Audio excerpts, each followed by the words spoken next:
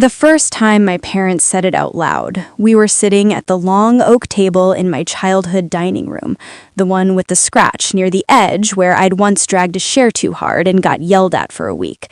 Sunday afternoon, roast chicken drying out in its own steam, my mother's iced tea sweating rings into the placemats. Everything normal. That's what made it sting worse. My sister, Lauren, was talking. She was always talking. Her hands moved when she spoke, explaining things that didn't need explaining, like the world was a group project and she'd already decided who was pulling the weight. Her husband, Mark, sat back in his chair, one ankle resting on his knee, scrolling his phone while nodding at random intervals. Their kids, 2 boys, 7 and 5, were chasing each other around the living room, ignoring every adult instruction like it was background noise. I was quiet. I'd learned to be. Quiet meant safe. "So," my mother said, setting down her fork, "we've been thinking about the holidays." I looked up. That sentence had never once ended in my favor. Lauren smiled immediately. She always knew when she was about to win something. "Yeah, Mom was saying it might be easier if we do Christmas morning at their place this year. The boys get overwhelmed traveling." I felt the air shift, like a pressure change before a storm. "Their place?" I repeated. My father cleared his throat. He did that when he didn't want to be the bad guy, but absolutely was going to be. "It just makes more sense," he said. "Lauren's family comes first now. You understand that." I waited. Surely there was more. A softening phrase, a joke, something. Nothing came. I laughed once, short and sharp, before I could stop myself. Comes first compared to what? My mother frowned like I'd asked a rude question. "Compared to you, sweetheart." There it was. Clean, simple, like a fact from a textbook. "You're always last," my father added, not unkindly, which somehow made it worse. "You don't have kids. You're flexible." Flexible, like something you bend until it doesn't spring back. I nodded slowly. I could feel my heartbeat in my ears. Good to know. Lauren shot me a look, something between smug and suspicious. "Don't be dramatic." I stood up. My chair legs screamed against the floor, that same old scratch screaming back at me from the past. "I'm not being dramatic. I'm being informed." My mother sighed. "Why do you always take things so personally?" I looked at her then. Really looked. The lines around her mouth that deepened when she was annoyed, the way she only ever called me sweetheart when she was about to dismiss me. "Because you're talking about my place in this family like it's a seating chart, and I just found out I don't even get a chair." Silence. Not shock, not guilt, just inconvenience. "Well," my father said, pushing his plate away, "if you're going to react like this..." That was it. That was the moment something unhooked inside me, quietly, permanently. I picked up my coat. "Don't worry," I said. "I won't." I left before anyone could ask what I meant. They didn't try to stop me. That part mattered. Outside, the sky was low and gray, the kind of afternoon that feels unfinished. I sat in my car with the engine off, hands on the steering wheel, breathing like I'd just run upstairs. My phone buzzed. A text from Lauren. "You'll understand when you have your own family." I stared at it until the screen dimmed. That night in my apartment, 1 bedroom, 3rd floor, radiator that knocked like it wanted in, I poured a glass of wine and stood by the window. I could see into the building across the street, families moving in rectangles of light, someone laughing, someone arguing, a kid jumping on a couch. I thought about all the times I'd shown up early to babysit, all the checks I'd written when things were tight, all the weekends I'd driven 2 hours because my mother said, "I just miss you." Always last, but always available. I picked up my phone and opened my calendar. Thanksgiving, Christmas, birthdays, all of it color-coded in obligations that never felt optional. One by one, I deleted them. I didn't announce it. I didn't threaten. I didn't cry. I just stopped arranging my life around people who'd already decided where I ranked. 2 weeks passed before anyone noticed. It was my mother who called first. "Are you coming by this weekend?" I said. "No." Pause. "Why not?" "I'm busy." "With what?" I smiled to myself. "With my life." She laughed like I was joking. "Don't start." I already stopped. Another pause, this one sharper. "You're being difficult." "No," I said. "I'm being consistent." Lauren called that night. "What is your problem?" I leaned back on my couch, staring at the ceiling crack shaped like a lightning bolt. "I don't have one." "You're punishing us." I thought of the word punishment, thought of childhood timeouts, taken toys, silence. "No," I said. "I'm adjusting." "To what?" "To being last." She scoffed. "You're unbelievable." Maybe, but for the first time, I didn't feel small. The real shift came a month later when my father showed up at my apartment unannounced. He looked older standing in my doorway, smaller, like he'd stepped out of a role and didn't know what to do with his hands. "We need to talk," he said. I stepped aside. I was polite. That was new too. He sat at my kitchen table, the cheap one from IKEA, and looked around like he was searching for proof of something. "Your mother's upset." "I imagine." "You've been distant." "I've been accurate." He frowned. "What does that mean?" "It means I finally listened." He leaned forward. "You're overreacting to one conversation." I met his eyes. "Name one time I've come first." He opened his mouth. Closed it. I waited. The silence stretched, thin as wire. "That's not fair," he said finally. I nodded. "Exactly." He left without fixing it, without apologizing, without promising anything. That mattered too. What they didn't know, what none of them knew, was that something else had already started moving. 3 days before that dinner, before the words that rearranged everything, I'd gotten an email, a job offer I hadn't told anyone about, a relocation package, another state, another version of myself that didn't orbit my sister's family like a forgotten moon. I hadn't accepted it yet.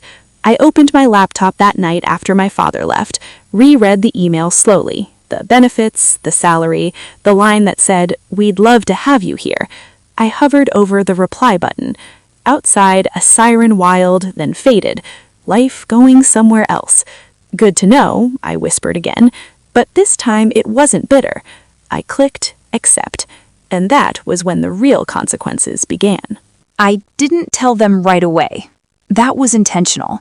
For the first time in my life, I had something that was mine before it was theirs, before it could be evaluated, rearranged, or quietly handed to Lauren because it made more sense. I gave notice at work on a Tuesday. My boss blinked twice like I'd spoken another language. "You're solid here," he said. "This is sudden." "It's overdue," I answered. Word spreads fast in small ecosystems. By Friday, my mother somehow knew I was considering changes, which meant Lauren definitely knew I was planning something she hadn't approved yet. She called while I was packing a box of books I'd never finished reading because I was always too tired from helping everyone else live their lives. "So," she said, no hello, "what's going on with you?" I taped the box shut carefully. "What do you mean?" "You've been weird, distant. Dad says you're rethinking priorities." She actually used air quotes through the phone. I could hear it in her voice. I smiled. "I am." "That sounds ominous." "It's only ominous if you're used to me being predictable." She laughed, but it had an edge. "You're not moving or something, are you?" I looked around my apartment. The chipped counter, the couch that sagged on one side, the view of other people's lives through windows.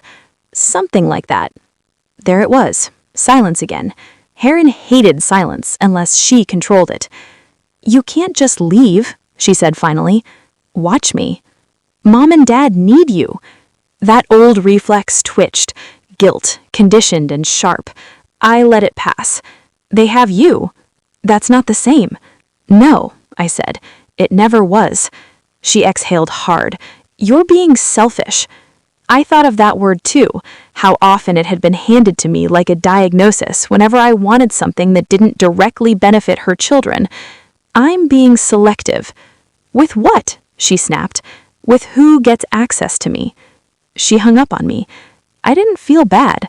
That scared me a little, and thrilled me more. The official announcement came 2 weeks later at another Sunday dinner. I almost didn't go. Almost. But a part of me wanted to see their faces when the script changed. The same oak table, same scratch, Same roast chicken. Different me. I got a job offer, I said, cutting through Lauren's story about preschool politics. I accepted it. My mother's fork paused midair. Accepted? Yes. Where? Out of state. The room reacted before the people did. Chairs creaked, one of the kids dropped a cup, ice scattered across the floor like punctuation. That's far, my mother said, weakly. That's the point.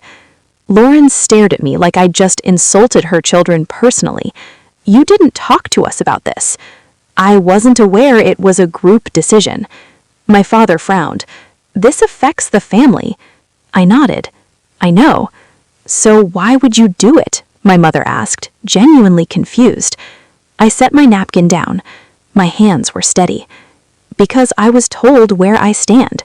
I believed you. Lauren let out a humorless laugh. You're moving because of that? I'm moving because I finally stopped waiting for permission. You're punishing Mom and Dad, she said again, louder this time. No, I said calmly. I'm opting out. That word landed heavy. Opting out. Like I'd unsubscribed from a life they assumed I'd always renew. My mother's eyes filled. Not with tears exactly, but with offense.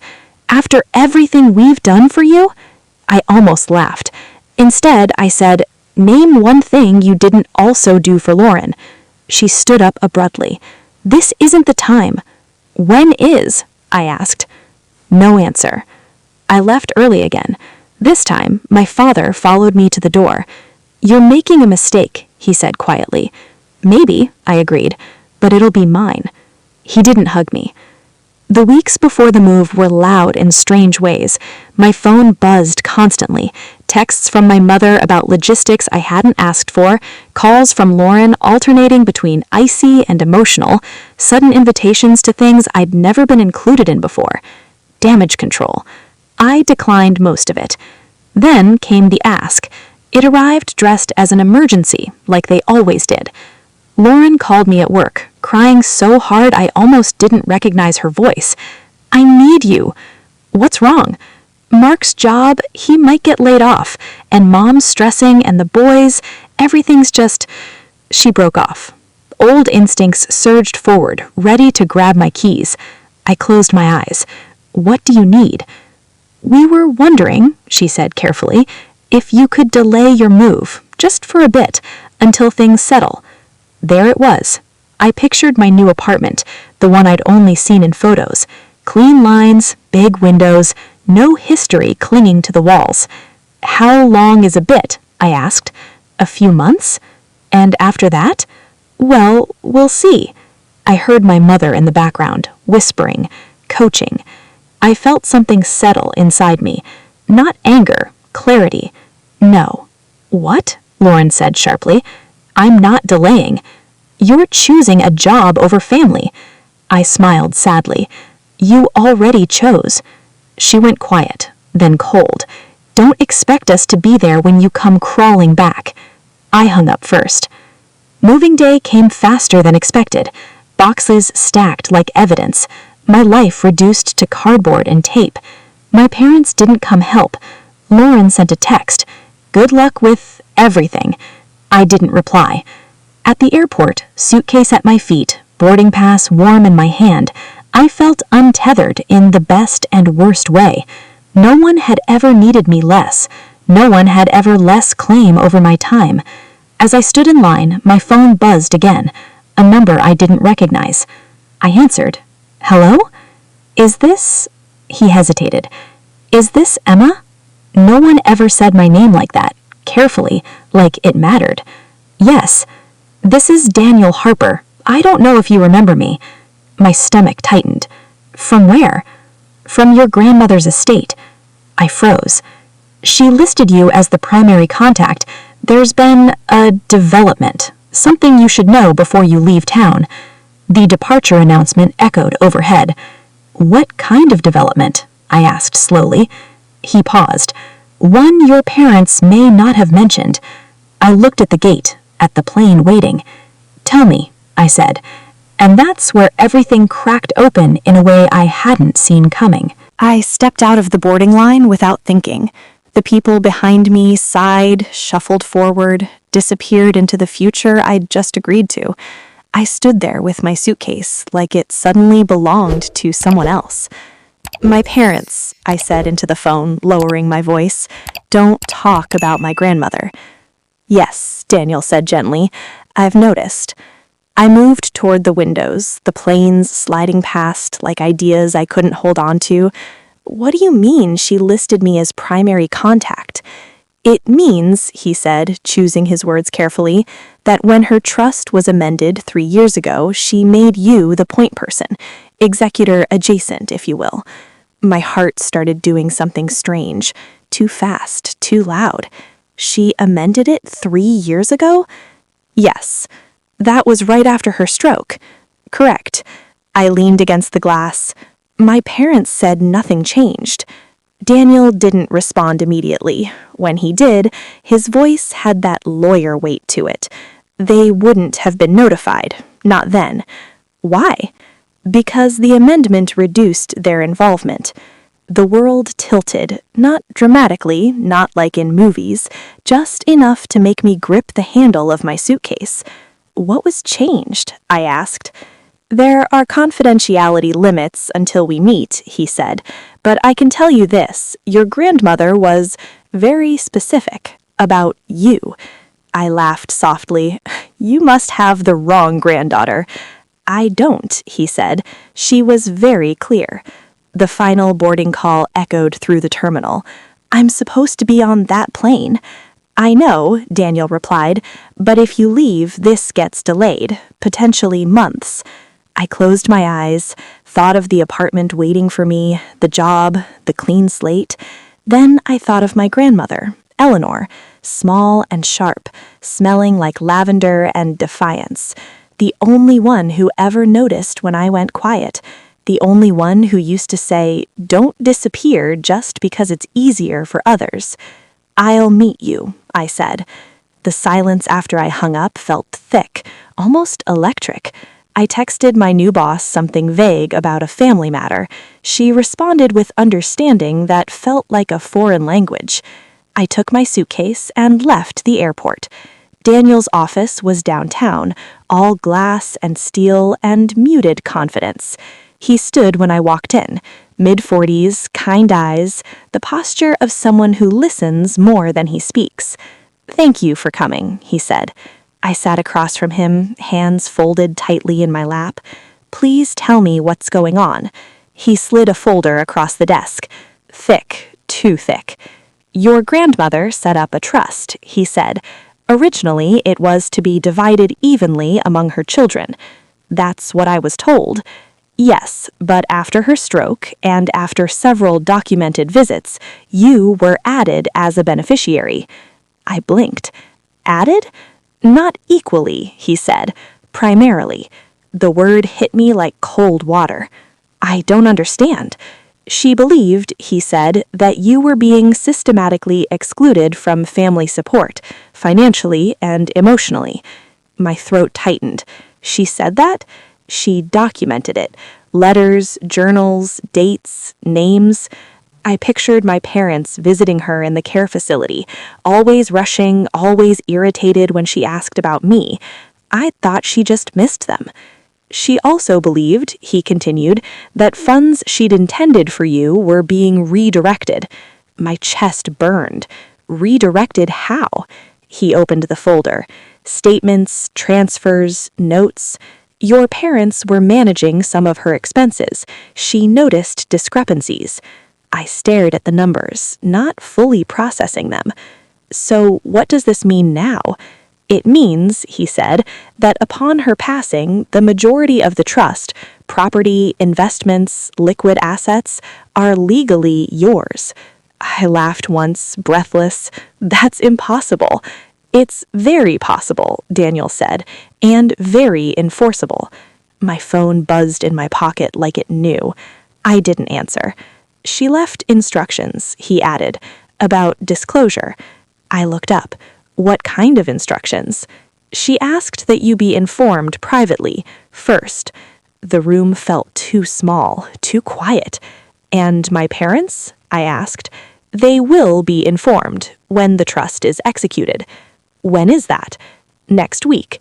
My phone buzzed again. Lauren this time. I could see her name through the fabric of my pocket like a warning light. I stood up abruptly. I need air. Daniel nodded. Take your time, but one more thing. I turned back. She also left you the house. My breath left me completely this time. The lake house? I whispered. Yes. The place where summers felt like they belonged to me, where my parents said maintenance was too expensive and sold my weekends back to me in favors. I walked out of the office in a daze. Outside, the city moved like nothing had changed. Cars honked, people laughed. Somewhere, a street musician played an out-of-tune guitar. I answered Lauren's call. "Where are you?" she demanded. "Not on the plane," I said. There was a sharp intake of breath. "Why not?" "Because I found out something." "About what?" "Grandma." "Funny, that's exactly what I'm wondering." "Emma," she said, suddenly carefully, "you shouldn't listen to outsiders. They don't understand our family." "I'm starting to think they understand it better than I ever did." She lowered her voice. "Mom and Dad are stressed. You don't need to add to this." I leaned against a lamppost, the city buzzing around me. "I'm not adding anything." "What do you mean?" "I'm just finally being told the truth." Her tone hardened. "You think you deserve something?" I closed my eyes. The old urge to apologize flickered. "No," I said. "I think it was already mine." She hung up. That night, I didn't go home. I checked into a hotel near the river, sat on the bed, fully dressed, staring at the wall. Every memory rewound itself differently now. Every "we can't afford it," every "later," every "be patient." My phone rang at midnight. My mother. I let it ring twice before answering. "Emma?" she said, breathless. "Where are you?" "Safe. You missed your flight." "I know." There was a pause.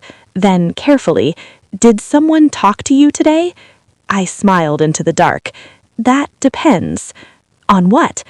"On why you always said Lauren needed more." Her tone tightened. "You're confused." "No," I said. "I'm finally oriented." "Emma," she whispered, "you don't understand what you're doing." I looked out at the river, black and endless. "I think I understand exactly." She started to cry then, real tears this time. "Please," she said, "come home tomorrow. We need to talk." I hung up without answering, because for the first time, they were the ones waiting, and I wasn't sure how long I was willing to let them. The kind of alertness that comes when your life has quietly crossed a line it can't uncross. The hotel room smelled like coffee from somewhere down the hall, and river air leaking through a cracked window. For a moment, I forgot everything. Then my phone lit up on the nightstand like a confession. Missed calls, messages, voicemails stacked on top of each other. Lauren, my mother, my father, Lauren again. I didn't listen to them, not yet. I showered, dressed slowly, deliberately, like every small decision was practice for bigger ones. When I met Daniel at his office later that morning, he already looked tired. "They've been calling," he said. I figured.